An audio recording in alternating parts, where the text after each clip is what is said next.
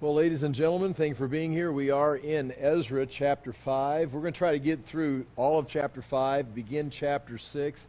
A lot of this is looking at records that the Persians were asked to refer to as the Jews were building. The year that we're going to be talking about is, again, 520.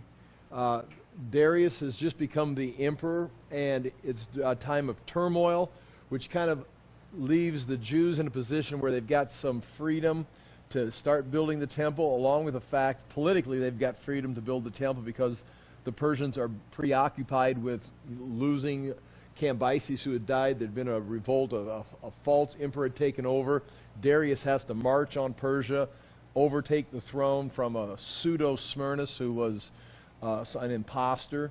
And then once that breaks out, all of the empire begins to revolt. I mean, variety of places. When they see the chaos there in the headquarters, different places decide it's our chance to break away, which would be the exact same time the Jews decide to start building the temple, which is exactly the same time that Zechariah and Haggai begin to prophesy.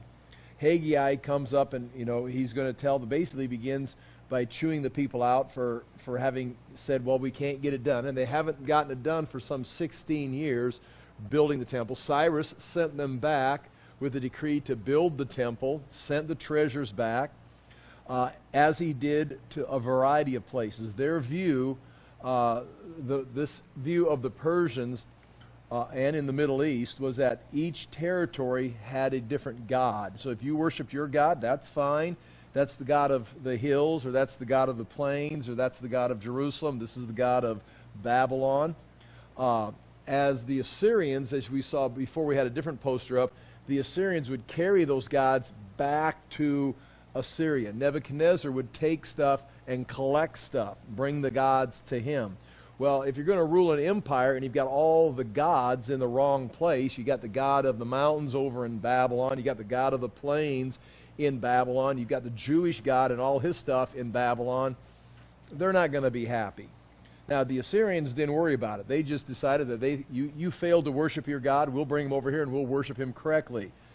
These people, you got to be careful to think that Cyrus was a Christian, or Darius was a believer in the Jewish God. Their view was that these gods needed to be sent back to their proper locations. The temples that were destroyed needed to be rebuilt, and rebuilt on the exact location.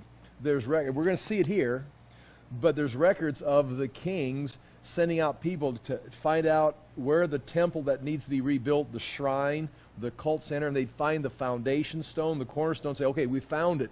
Now build it right here because this is where the God wants it, whatever the God was.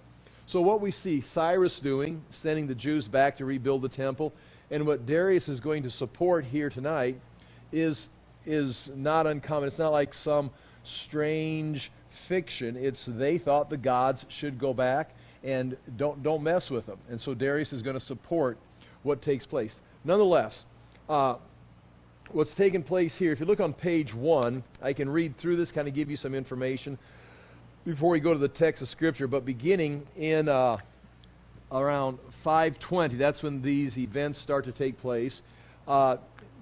Darius the first, and he was a great emperor, great king, Hystaspes, was an officer in Cambyses' military.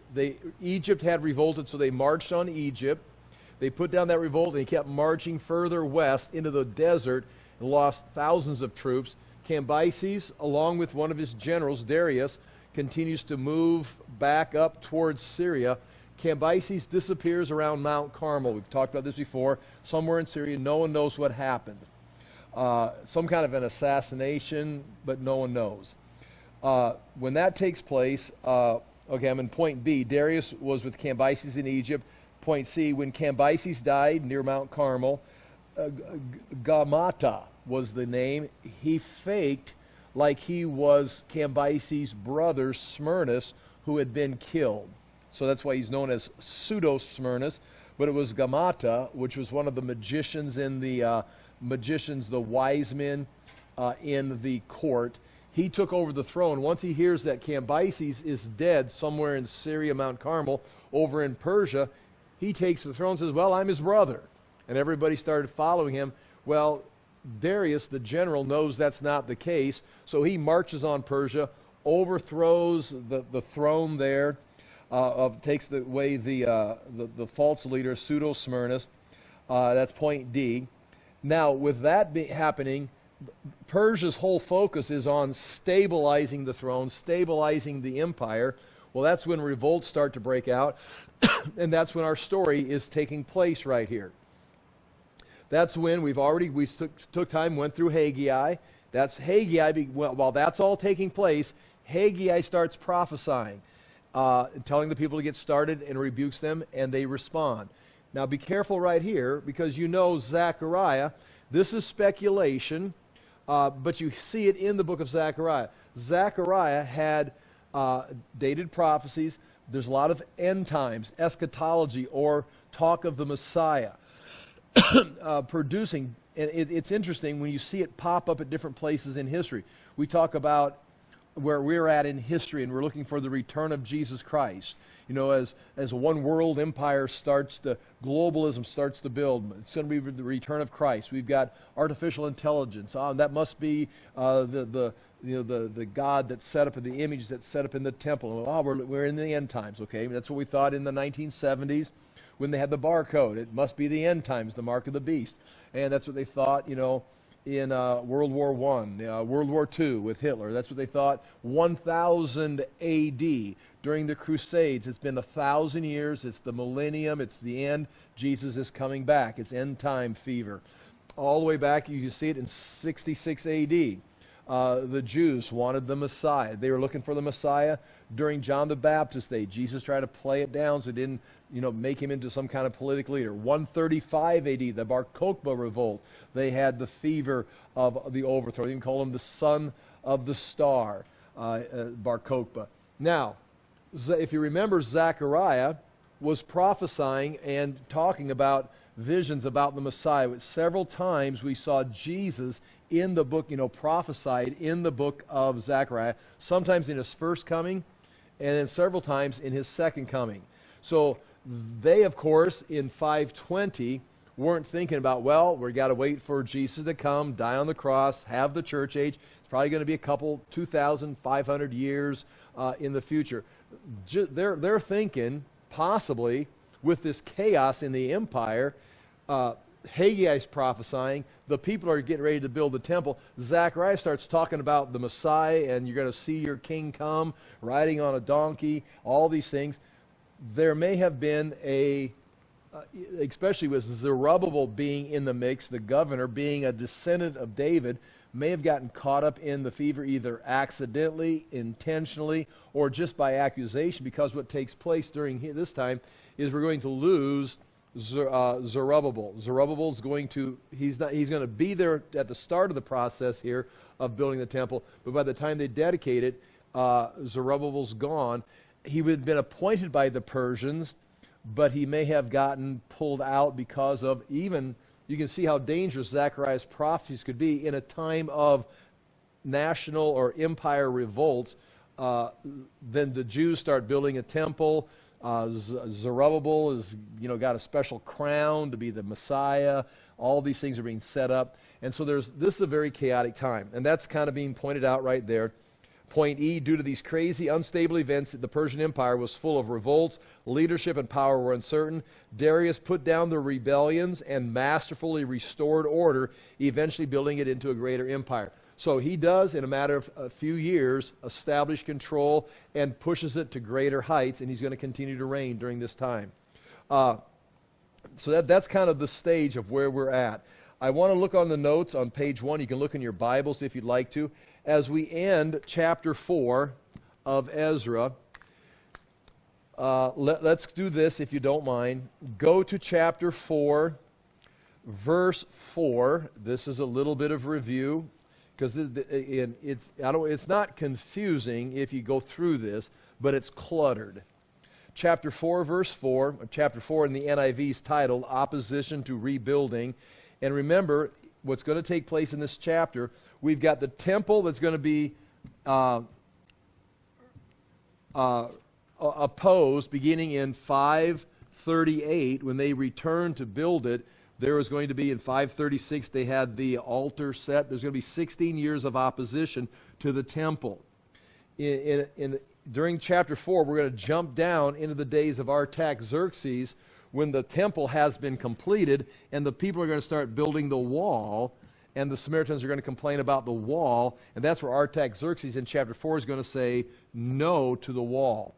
And that's what the letters are in chapter 4. We looked at that last week. But going back to 520, chapter 4, verse 4, verse 1, when the enemies of Judah and Benjamin heard that the exiles were building the temple for their Lord, the God of Israel, they came to Zerubbabel and the heads of the families, let us help you. We realized they can't help because they're so twisted in their religion. They says, you have no part. Plus, we've been told by Cyrus to rebuild the temple. Verse 4 of chapter 4, then the people around them, that'd be the Samaritans, set out to discourage the people of Judah and make them afraid to go on building. They hired counselors, lawyers, legal teams to work against them and frustrate their plans. It was going to be governmental terrorism, it's going to be physical terrorism, it's going to be media terrorism, it's going to be anything to put fear, and they're just going to say, this is 536, and they're just going to walk away from it. Then frustrate their plans during the entire reign of Cyrus, who had given the decree, and Cambyses, which is not mentioned here, the king of Persia, and down to the reign of Darius, right here. Cambyses dies, Darius takes over right to this time. And then in verse 6, at the beginning of the reign of Xerxes, and we looked at this last week, they're going to talk about conflicts they had it with Xerxes' time. Conflicts, next is going to be, like you can see in verse 11, Artaxerxes. They're talking about opposition after the temple was completed. That's all of chapter 4. And then we're going to finish in chapter 4, verse 23. As soon as a copy of the letter of King Artaxerxes was read, Artaxerxes is going to send a letter and say, no, you cannot build the wall. That's verse 24. Now again, Artaxerxes is going to say that here, but as soon as we get to the book of Nehemiah, Nehemiah is living, he's the one bringing this wine bowl. Yeah, right here, this wine bowl, again, possibly, because that is a wine bowl of Artaxerxes, a silver wine bowl about this big in the British Museum, would bring that to him. And one day Artaxerxes is going to say, what's wrong? And Nehemiah says, my city lies in ruins yet. He says, well, what can we do about it? And he goes ahead and gives him permission to go over there and oversee the rebuilding of the city, or we say the wall. And that's coming up later in the book of Nehemiah. But at this point right here, that's what's happening right there in verse 23. And then verse 24, right here, before we get to chapter 5, verse 1, thus the work on the house in Jerusalem came to a standstill until the second year of the reign of King Darius, king of Persia, right here. Now that right there in the English, you can see the word thus, the work on the house of the God. That, if you just read through this during your Bible devotions, it appears Artaxerxes sends a letter over there in 485 or something, and says, stop building the wall. And then it says in verse 24, thus the work on the house of God came to stop in 520. So that thus the work on the house of God does not refer back to verse 23. That refers back to chapter 4, verse 4, with the opposition. And with that opposition, thus the work. So all that between chapter 4, verse 6, up to chapter 4, verse 23, is just more detail of what's going to take place. But in chapter 4, verse 4 or 5, it stops, gives you more detail, and then we resume with thus. The work on the house of God in Jerusalem came to a standstill until the second year of the reign of Darius, king of Persia. And now we're back. What we have done is we stopped here, spent a couple weeks talking about all the rest of that chapter. Now we're going back here, and now this is what takes place in 520. And what's taking place in 520 is Cambyses has died. Pseudo-Smyrnus had tried to take over the throne. Darius the general has to march on Persia, take the throne back, establish his kingdom. Revolts break out all over the empire, including Haggai prophesying, Zechariah prophesying, the Jews starting to build the temple. And then the Samaritans come in again and are going to bring opposition. So here we go. Now we are in chapter 5, verse 1. And I've got my NIV open here, but I'm going to be reading on page 1 with the English Standard Version on the notes. And I want to show you, I've got it underlined. You can see the verse, chapter 5, verses 1 through 17. And right above that it says, events of 520 BC that led to resuming the rebuilding of the temple. And that's the first two verses right here. I'm going to read them to you right now. These are the events that led to the resuming of the rebuilding. They started in 537, 536. Opposition made them stop until 520. Now Darius is on the throne. Revolts are breaking out. Haggai and Zechariah have prophesied. Haggai's telling the people, you're being selfish. You should be working on the temple. Zechariah is saying, look, the Messiah is coming. Look, we got to get the temple ready for the Messiah. That's all taking place. So the people start building. It's that chapter 5, verse 1. Now the prophets, Haggai and Zechariah, the son of Iddo, prophesied to the Jews who were in Judah and Jerusalem in the name of the God of Israel who was over them. Then Zerubbabel, and remember, Zerubbabel is the governor related to King David, appointed by the Persians to oversee the return. But Zechariah has pointed out specifically throughout the book, pointing at Zerubbabel, he's a marker, he's a symbol of the Messiah to come, which again could be totally misinterpreted, as you can understand, people misinterpreting eschatology in our day, in the past. Well, some of these people probably are like, he's the Messiah, we're going to overthrow the Persians, just like the Jews in 66 AD or 132 AD thought they were going to overthrow the Romans. We have no indication of that. I'm just saying the ingredients for that is just laying right there. Then Zerubbabel, the son of Shealtiel, and Jeshua, that's the high priest Joshua, arose and began to rebuild the house of God that is in Jerusalem, and the prophets of God were with them, supporting them. So that's what takes place right there in 520. They're back on track. There's empire. The empire is unstable. Darius is regaining control. And now we turn the page. And if you want to see a time chart right there, page 2, there's a time chart. If you want to look through that very quickly, 521, Darius Hystaspes, this guy right here, executes Gamata, that's the pseudo-Smyrnus.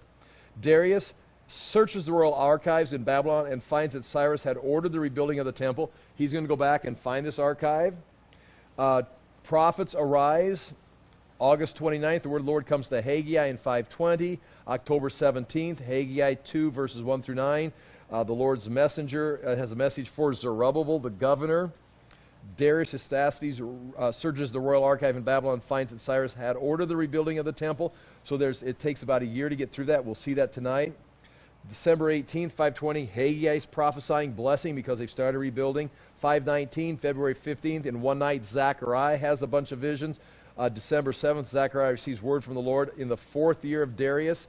They're building the temple during all those years. And then by 516, the temple is completed exactly 70 years after it had been destroyed. Now you can count that down, 70 years from 586 to 516.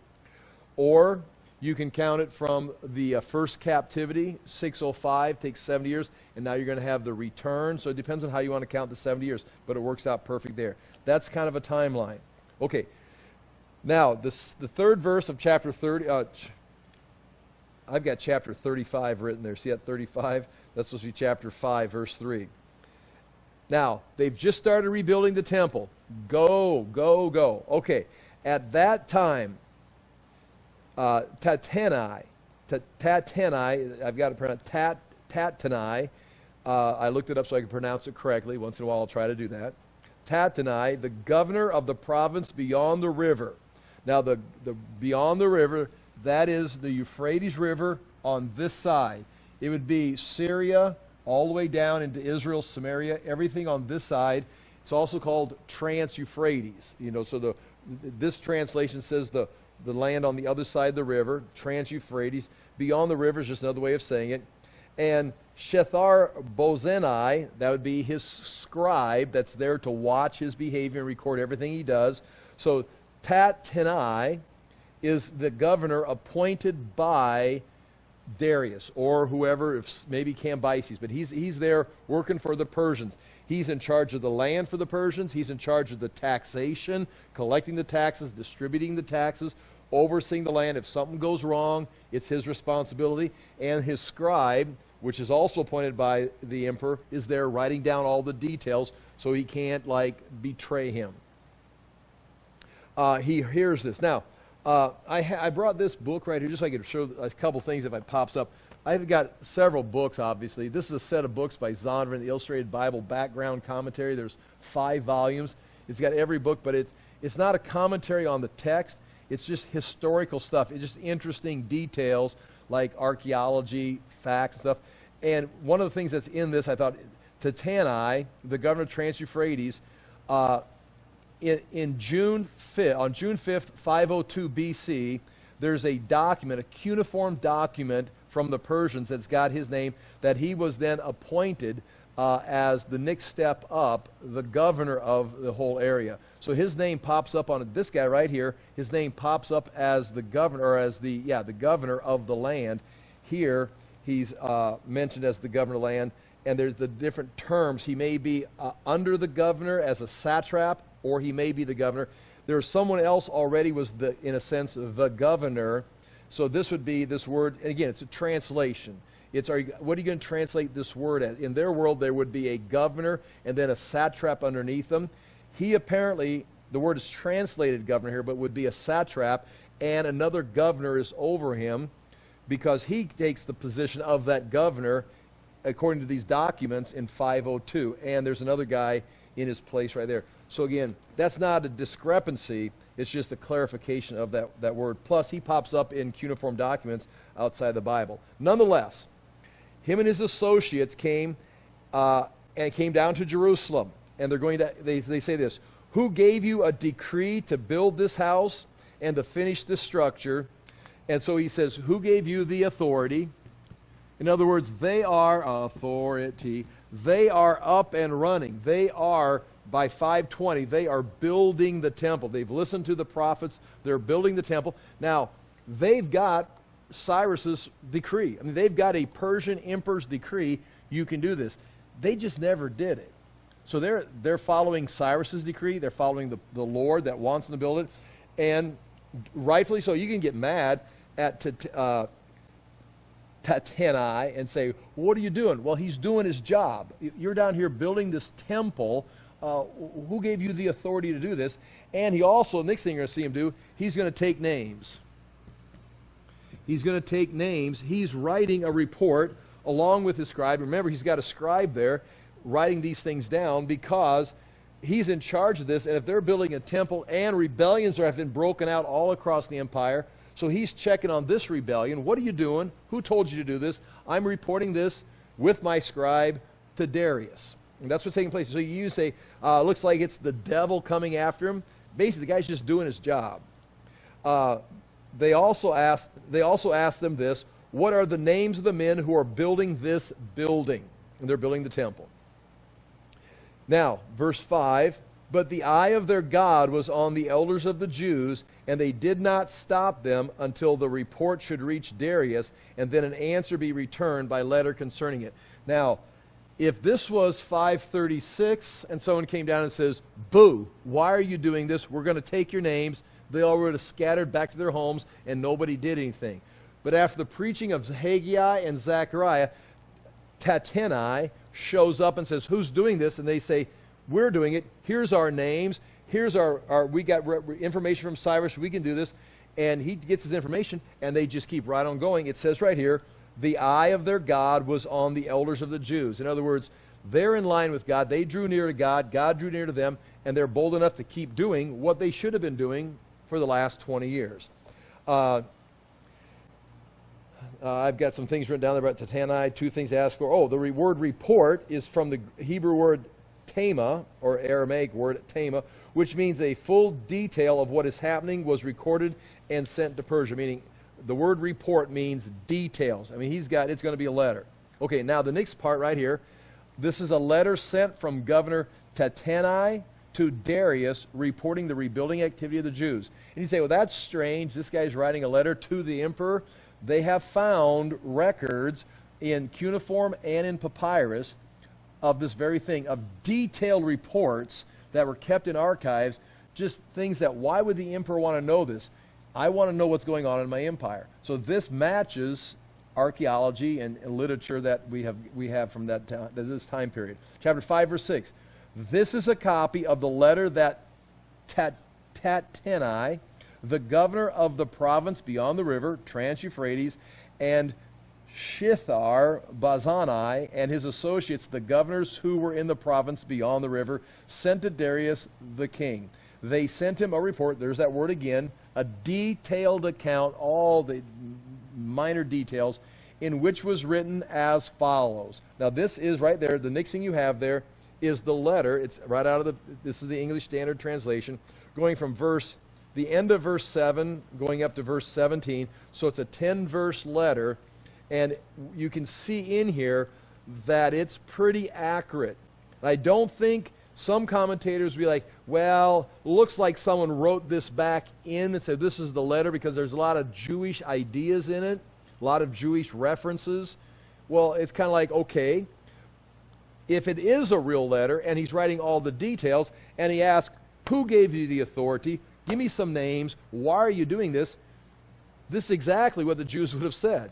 So instead of saying, well, I bet it's a forgery, someone just made it up or added to it, why don't we just accept it as the actual information he got from the Jews there in 528 BC, and this is what they said. So here's his letter. I'll read it to you right now. To Darius the king, all peace. Be it known to the king, and again, this Tattenai is not necessarily Satan trying to stop the building of the temple. There's been revolts all over the empire, and this is maybe just one of many that he's reported on. I'm not sure why they're doing this. They're building this structure, and it looks like a governmental building, some kind of a seat of a new government. I'm not sure what's going on, but I'm reporting this. So he's just doing his job. Be it known to the king that we went to the province of Judah, and that's exactly what it was called. It was called Judah. There's coins that says Judah on it, Persian coins. To the house of the great God. Now, see, why would he call the Jewish God the great God? Because the Jews told him it was the great God. All these territories on this map have the great God. If it's Marduk or Sin or whoever the God is, Dagon.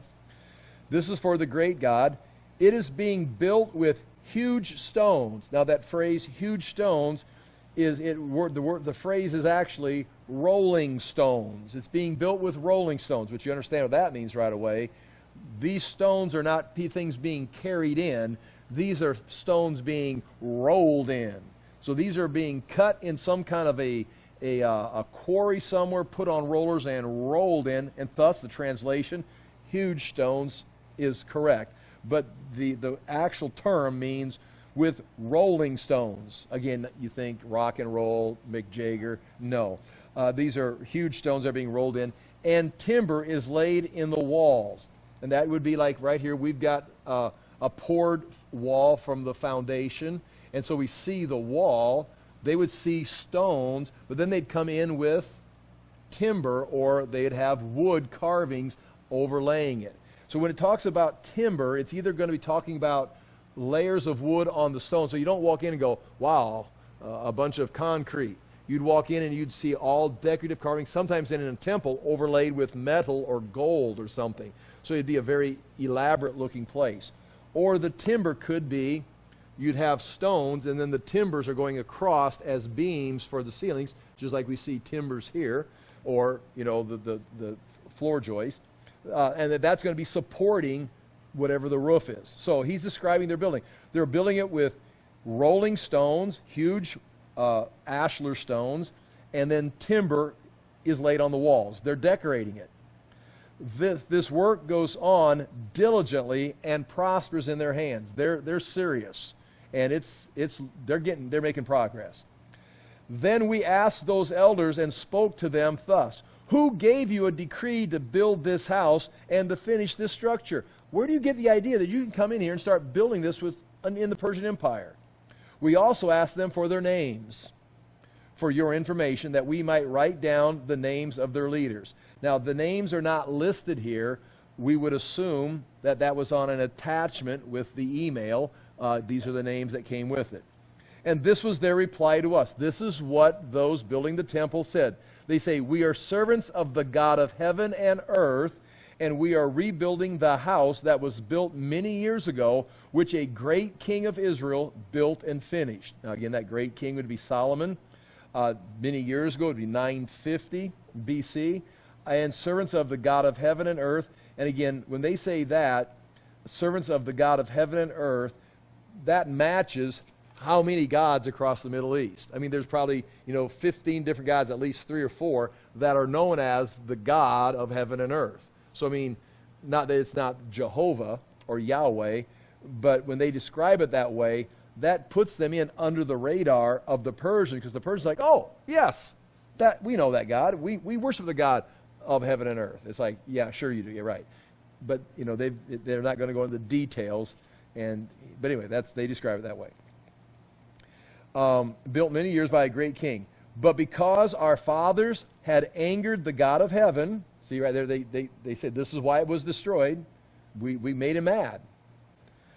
He gave them into the hand of Nebuchadnezzar, the king of Babylon, the Chaldean. And again, history would explain that to him. Who destroyed this house and carried away the people to Babylonia. However, now watch this. In the first year of Cyrus, king of Babylon, Cyrus the king made a decree that this house of God should be rebuilt. And that's what you have right here. There's the Cyrus cylinder. In fact, I've got an image. I took that picture at the British Museum, and I've got that same picture on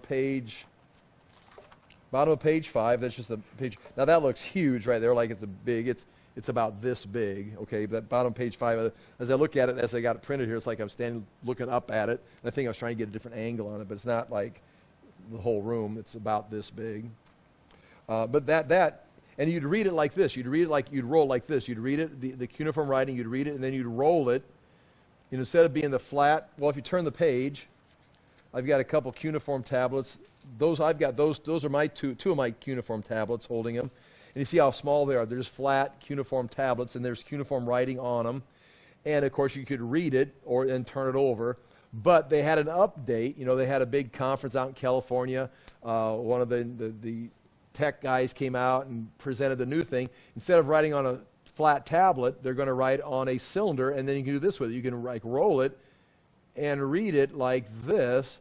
And that was an advancement in technology, like the iPad coming out with something new. I mean, it really is. I mean, it's new. And then from there, they're going to go to papyrus. Oh, while we're on that page 6, if you're looking at that, see right there? That is a close-up of this silver dish right here, this wine bowl. And you can see the cuneiform writing going all the way around the side.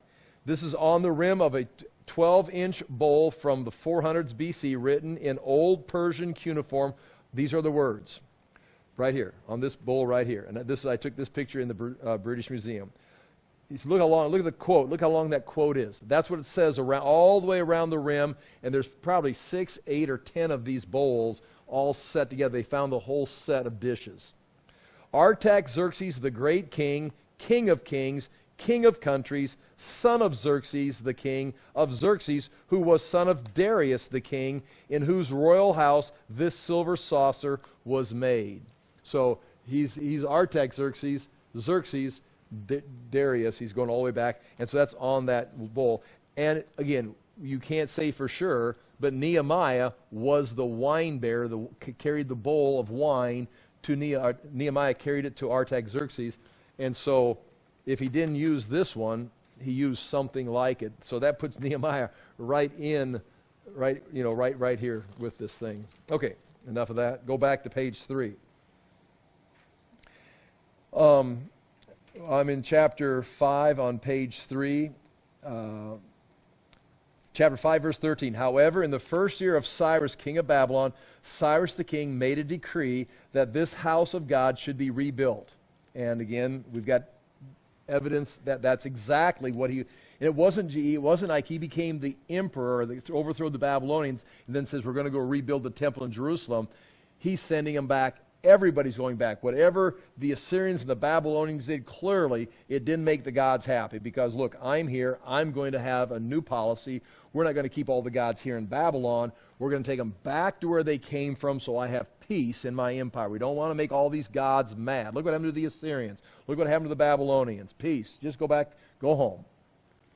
And the gold and silver vessels of the house of God, which Nebuchadnezzar had taken out of the temple that was in Jerusalem and brought into the temple of Babylon, these Cyrus the king took out of the temple of Babylon, and they were delivered to one whose name was Sheshbazzar, we know that, whom he had made governor. So you got Sheshbazzar, who comes before Zerubbabel, or alongside, or another name of, we've talked through that.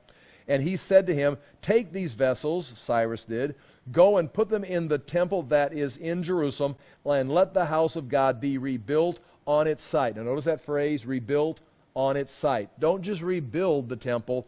Find out where it's supposed to be. Move the rubble, dig down, find the cornerstone, and put the temple where it belongs. And that was a big deal for all of the temples, all the shrines. And in fact, it kind of is still today. You got the Dome of the Rock sitting right on top of the rock where the ark used to sit. Again, that's another conversation.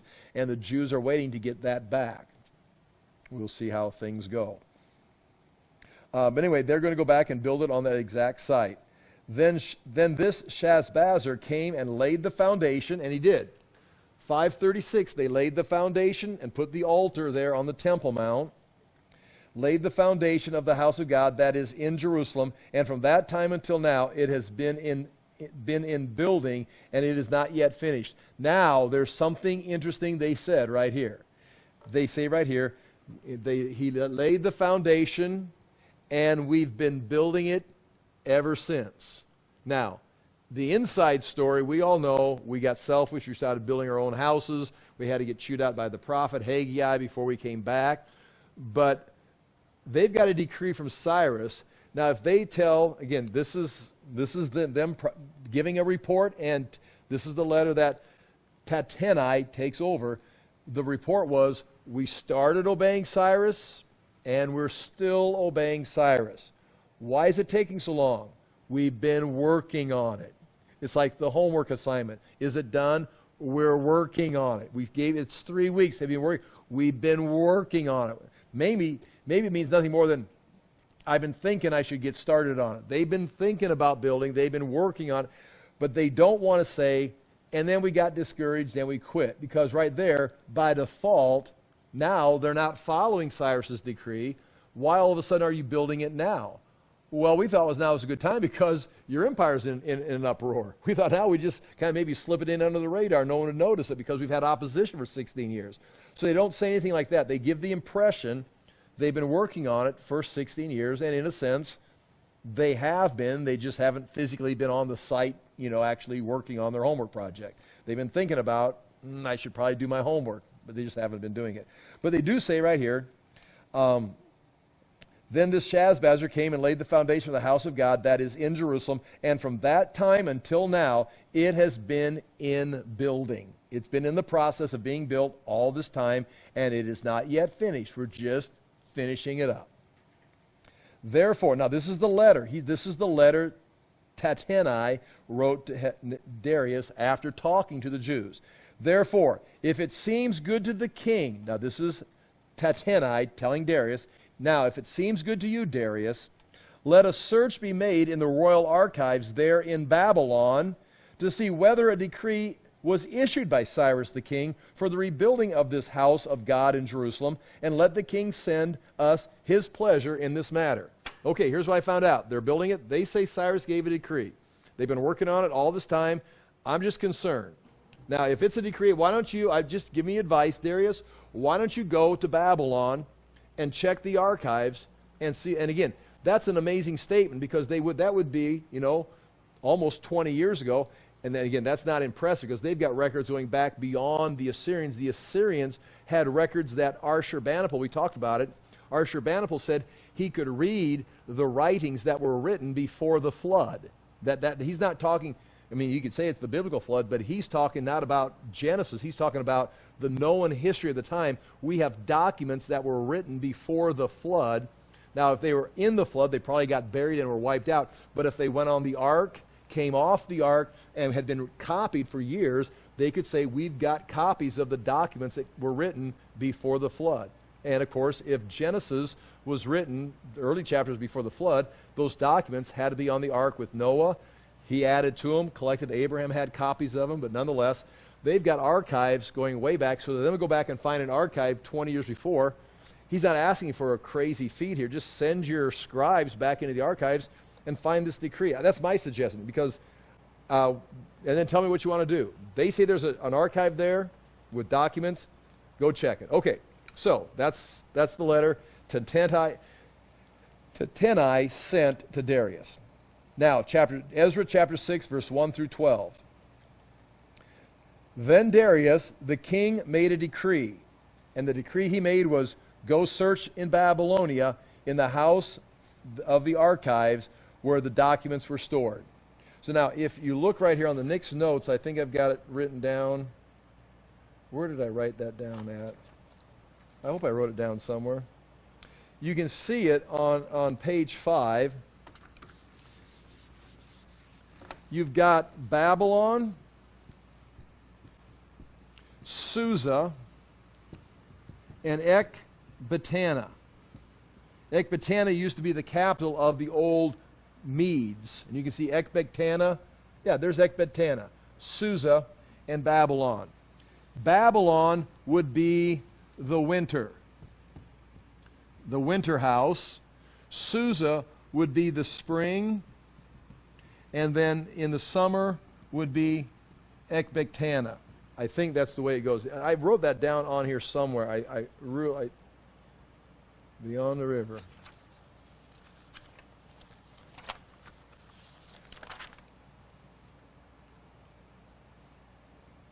I'm looking at my notes, seeing if I wrote something down. Permission. If it's on there, you'll see it. If not, I really meant to write it down. It's going to pop up here somewhere. Okay, but anyway, I'm going to go on and read this. So they began because the treasures were in Babylon. Cyrus had taken over Babylon, and that's where he gave the decree to restore, or go back and restore. So they began in Babylon, but they didn't find anything apparently. They would have then in the spring moved to Susa, and then he searched the archives there and didn't find it. And then by the summer, they're in Ecbatana, and there we have it. Then Darius, the king, made a decree, and a search was made in Babylonia in the house of the archives where the documents were stored. Apparently, nothing was found. And in Ecbatana, the citadel, that is in the province of Media, a scroll was found on which was written. So they find in Ecbatana a scroll. Now, a scroll is interesting. That's not cuneiform. That would be probably some kind of papyrus or parchment. That would be a scroll. Now, I have in this book also this piece of papyrus right in this picture right here. And this is from the Persian period. A temple had been destroyed by the Egyptians in Egypt, in Elephantine. And this is a decree that the Jews could go ahead and build that. This is actually a piece of papyrus that tells them that they could do that very thing, which is similar to what they're looking for in Ecbatana, except there it is. So they find it in Ecbatana. It's interesting. While Cyrus was on the throne, when he made all these decrees, you know who one of his right-hand guys was? It was Daniel, who had been there all through the Babylonian Empire. He had stayed over into the Persian Empire. Some of his visions took place then. He was in Babylon. He saw visions in Susa. And he had a place or a palace or a fortress in Ecbatana. He stayed in Ecbatana. So it's because Daniel would have followed this cycle. And so there's a chance, again, speculation, that they're going through Daniel's library, which was part of the archive in Ecbatana, and they find some of the stuff that he kept. If not, the Persians have it anyhow because the Babylonians kept it, the Assyrians kept it. They just inherited these libraries. And in Ecbatana, the citadel, and again, that means a fortress, a citadel that was in the province of Media, was a scroll was found which was written. Now, here's what was written on the scroll. Now, they're reading in Ecbatana in the archive in the fortress, a document. They're reading it in 520. It's a document that would have been written in 538, 539. So this is when it was written. This is when they're reading it. This is when all these things were supposed to be having taken place. And here's what it says. This is from 538. We see similar things written on the cuneiform tablet. We've seen this written in other places in the text of Scripture. But now in 520, they actually find it in Ecbatana, and now they're reading it. And it says, a record. Chapter 6, verse 3. In the first year of Cyrus the king issued a decree concerning the house of God at Jerusalem. Let the house be rebuilt, the place where sacrifices were offered, and let its foundations be retained. Again, the foundations found, retained. Its height shall be 60 cubits, and its breadth 60 cubits, so 60 feet high, or 60 cubits high, 60 cubits wide, with 3 layers of great stones, 3 layers of rolling stones. So you're going to have 3 layers of those huge ashlars building up, and 1 layer of timber. Now that timber, would that be again the timber on the wall that's been planed down and paneled, or is it the timbers going through the ceiling? Let the cost be paid for by the royal treasury. Now remember, Cyrus said that. He says, we'll pay for it. When Nehemiah wants to go back and build the walls, Artaxerxes says, here, let me write a check for it. I'm going to give you permission to get into the king's forest, or the forest of Lebanon. So Cyrus says, I'll pay for it. Artaxerxes says he'll pay for it.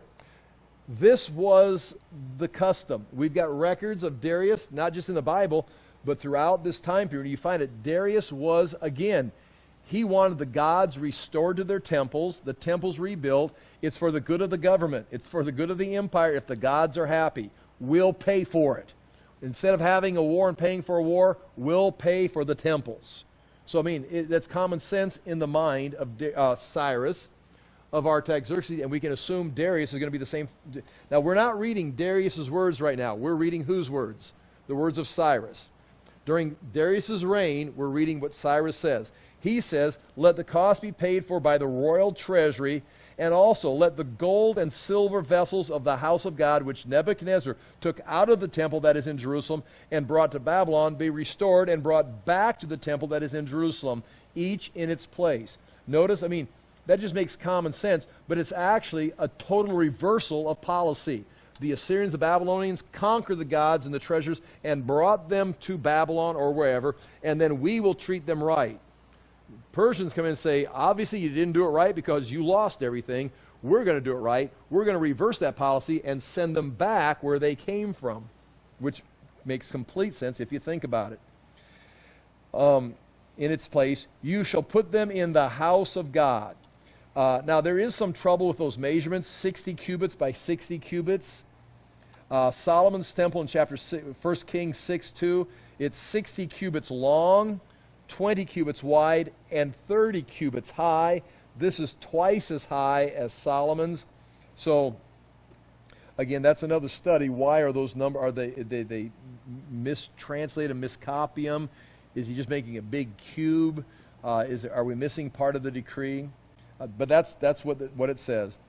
The 1 layer of timber, wood paneling, and it would be paid for beyond the river. Okay, so that's what they found. So in 520, in Trans-Euphrates, the governor, Tattenai, sends a letter over, says, the Jews are building the temple. They say Cyrus says they could. Darius, I suggest you go find in the archives Cyrus's decree. They check Babylon, no. They check Susa, no. They check Ecbatana, we found it. It's in Ecbatana. Yes, he did. He says the royal treasury is supposed to pay for it. It's supposed to be right back on the same location. This is how big it's supposed to be, and the treasure is supposed to go right in there.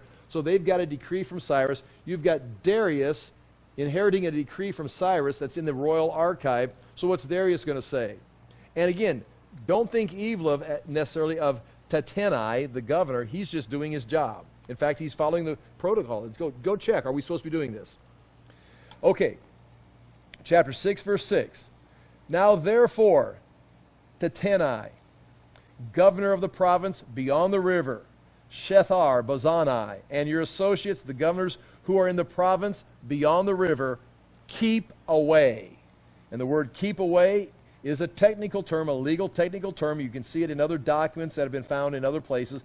It means, I forgot to highlight or make it in italics there. There it is in the Hebrew or Aramaic.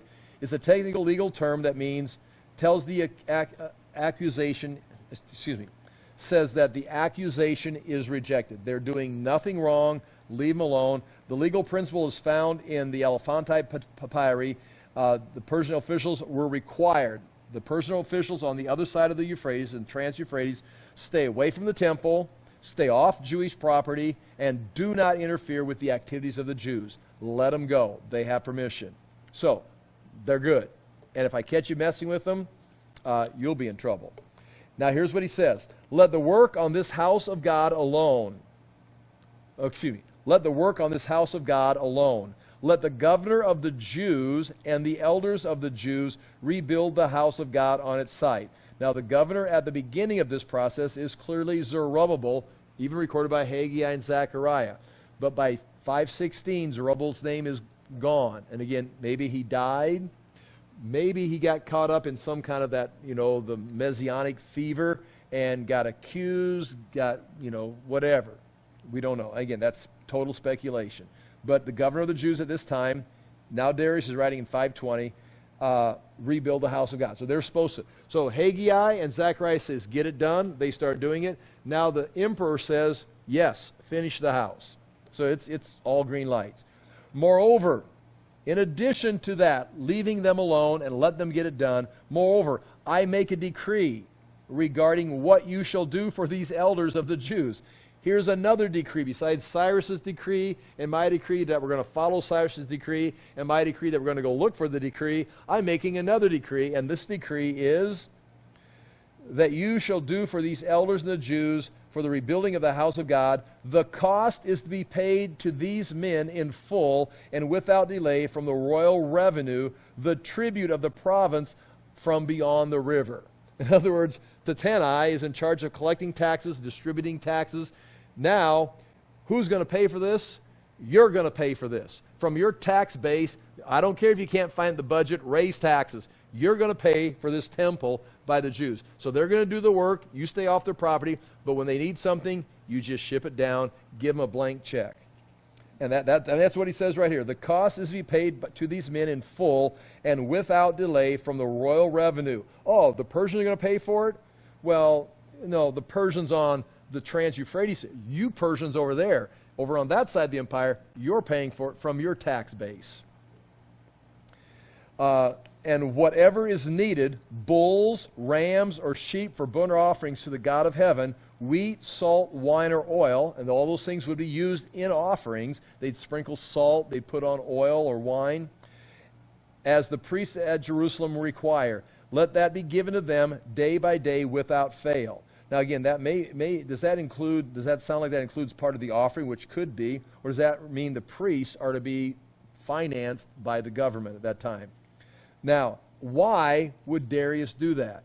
Well, why did Darius and Cyrus send the gods back and have their temples rebuilt? Because they don't want the gods mad at them. They don't want them mad at the empire. We want peace. So make the gods happy. And here's what he said. Look at this verse, chapter 6, verse 10. Why would we do that? That they may offer pleasing sacrifices, these priests. Okay, so it would appear that these priests are receiving wheat, salt, wine, and oil as part of the sacrifices, so that they may offer pleasing sacrifices to the God of heaven and pray for the life of the king and his sons. So pray, we're going to make the gods happy, give the priests everything they need for the sacrifice, and while they're sacrificing, those priests should be praying for me, Darius, and my son Xerxes, going on down to Artaxerxes. And so that would be, again, typical. And again, point 1 under that on page 4, this generosity is typical of other documents concerning Darius. This is not like unheard of. He say, well, that's strange. It's not strange. That's exactly what he did across his empire. Darius was concerned with rebuilding the shrines. I already write that stuff. And then chapter 11, or chapter 6, verse 11. Also, I make a decree. Now, he's already made the decree that the tax are going to pay for it. I want them praying for me. I want that God favor me. It's like, oh, it looks like he's a follower of Yahweh. No, he wants whoever you're praying to, pray to him for me too. Here's some money. Offer a sacrifice wherever your God's at. So he's a polytheist. I mean, it's like whoever, which in his mind makes total sense. Polytheists would be, of course, monotheists, which you're going to have Jews, Christians, and Muslims are monotheists. Chapter, meaning there's one God. Chapter 6, verse 11. Also make a decree that if anyone alters this edict, a beam shall be pulled out of his house. Now the beam, or the timber, is talking about some kind of a structure of support. If I find anyone messing with the Jews in this temple or changing this decree and saying, we're not going to pay for it ourselves, then we're going to come find you and your house. We're going to pull a beam out of your house. Your house will collapse, and he shall be impaled on it. That would be nailed to it. Or if you do the Assyrian style, it would be sharpened to a point, stuck in the ground with the point on the top, and then your body dropped on it. And you'd be like, like this, impaled on the beam from your house. The Assyrians stuck people on poles. The Romans nailed them on poles and eventually made crosses. So it's kind of a development from the Assyrians, and the Romans perfected the crucifixion process. Anyway, they shall be impaled on the beam from their house, and his house shall be made a dunghill. In other words, that's where all the neighbors will dump their garbage on his house. So in other words, don't mess with the Jews. And that's Darius saying that. Now, Xerxes is going to marry a Jew. Artaxerxes, his wine bearer, is going to be a Jew, and he's going to go back. He's going to first say, stop building the wall. We just saw that. But when he gets more information from Nehemiah, he says, okay, we'll go finish the wall and rebuild it. So you've got the Persian Empire right here. Cyrus sends them back to rebuild. Cambyses, not much there, except he, let the Jews be Jews. Darius does what we just saw tonight. Xerxes, he's going to have Haman, who's going to want to have all the Jews executed. He's going to find out that his wife, Esther, is a Jew. Haman's going to die on the gallows. And Artaxerxes, of course. And then this leads into, and of course, leads into Alexander, who's going to worship on the temple of the Jews. So again, you've got, some positive things happening here. Last verse. May the God who has caused his name to dwell there overthrow any king or people who shall put out a hand to alter this or to destroy this house of God that is in Jerusalem. Now again, notice how he limits it. See, may the God who has caused his name to dwell there, meaning the God of the Jews has chosen Mount Moriah, and his name dwells there. He can have that hill. Yes. And you go ahead and you protect your hill, and anyone interferes, you go ahead and protect your hill. Now that's the theology of Darius.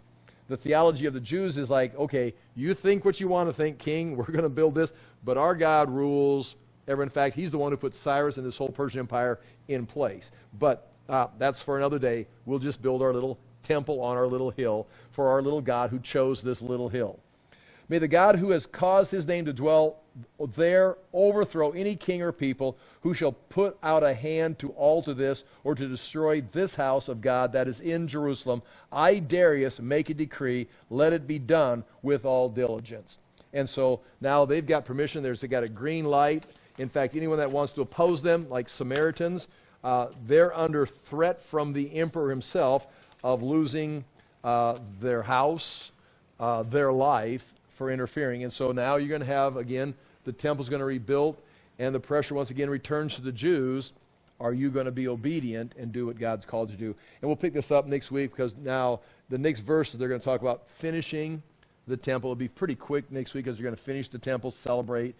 And then what's going to happen, we're going to be right here. Then what's going to happen, the next thing that's going to happen is, we're going to jump to 458, and Ezra is going to leave Babylon to come over and see what's going on. So all this is, they're going to rebuild it. Then they're going to have, maybe call it, they're not going to say much about what's going on here. They're just happily living in Judah. They've got their temple to sacrifices. And then Ezra's going to also go, well, I'm going to go check on them and start teaching them the Word of God.